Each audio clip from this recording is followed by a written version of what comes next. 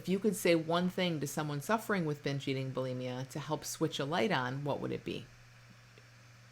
I see people be really successful in finding freedom from habits when they get really humble, when they stop trying to make it work the way they think it should work, when they say, I don't know.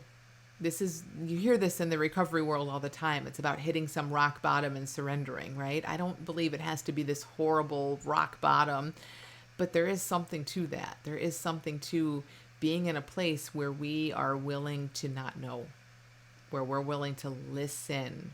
And even when what we hear is opposite from what we want to hear, we're willing to hear it anyway, where we can be really humble and say, I have no idea. All I know is my mind has driven me in the same direction over and over again, and I'm willing to not listen to my mind. I'm willing to look in a new direction and be open to something, even if it feels terrifying or threatening or whatever, or counterproductive. Like, it doesn't matter. I see that my mind has led me down a dead end over and over, and I want to hear something new and fresh. And from there, we get into this conversation and we explore, like, you are habit free by nature. If you're struggling with this habit or any habit, you aren't the habit. The habit just lives in your head. It's just the computer has a habit. So your mind will repeat things over and over, and you think you're your mind. Like, when your mind talks about it, we identify with it and we do what our mind says. That separation is where the freedom starts to happen. When people, their mind is still saying the same old stuff. My mind will still, I haven't had this habit in 10 years, and my mind will still talk about it at times.